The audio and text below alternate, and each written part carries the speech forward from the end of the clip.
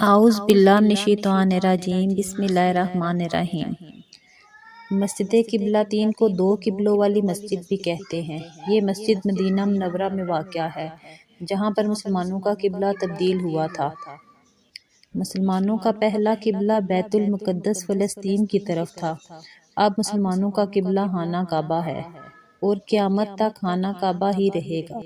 ہم مسلمانوں کا قبلہ کیسے تبدیل ہوا؟ ہمارے پیارے نبی حضرت محمد صلی اللہ علیہ وآلہ وسلم جب مکہ مکرمہ سے ہجرت کر کے مدینہ منورہ آئے، یہاں کے یہودی مسلمانوں کو طعنے دیا کرتے تھے اور کہتے تھے، آپ کے نبی کریم صلی اللہ علیہ وآلہ وسلم قرآن بھی اپنا لے کر آئے ہیں، دین اسلام بھی اپنا لے کر آئے ہیں اور ہمیں دین کی دعوت بھی دیتے ہیں، ہم ان پر کیسے ایمان لائیں؟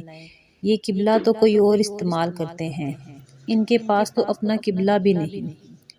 نبی پاک صلی اللہ علیہ وآلہ وسلم کو ان کی بات بہت ناگوار گزرتی۔ آپ صلی اللہ علیہ وآلہ وسلم دل ہی دل میں خیال کرتے، آسمان کی طرف دیکھتے اور دعا کرتے کہ مسلمانوں کا قبلہ بیت اللہ یعنی خانہ کعبہ ہونا چاہیے، مقام ابراہیم ہونا چاہیے۔ ایک مرتبہ آپ صلی اللہ علیہ وآلہ وسلم ایک صحابی کی عیادت کے لیے مسجد قبلہ تین والی جگہ پہ آئے۔ ظہر یا عصر کی نماز کا وقت تھا، 4 رکعت والی نماز تھی۔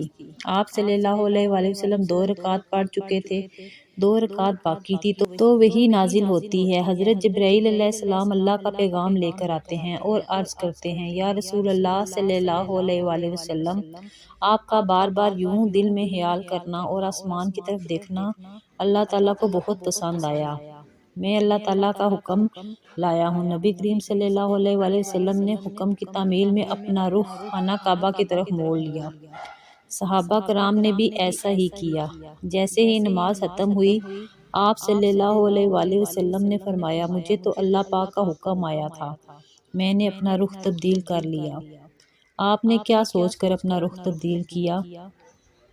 تو صحابہ کرام بڑا ایمان افروز جواب دیتے ہیں، ہمارا مال و دولت، بیوی بچے آپ پر قربان، ہم نے دین بھی آپ صلی اللہ علیہ وآلہ وسلم سے سیکھا ہے، آپ ہی ہمارا قبلہ ہیں اور آپ ہی ہمارا کعبہ ہیں۔ یہ وہ صحابہ کرام تھے جنہیں دنیا میں ہی جنت کی بشارت ملی اور عشرہ مبشرہ کا لقب ملا، کیونکہ ہمارے پیارے نبی کریم صلی اللہ علیہ وآلہ وسلم کی دعا یہاں قبول ہوئی تھی۔ اس لیے تمام مسلمان یہاں 2 رکعت نفل نماز ادا کر کے دعا کرتے ہیں۔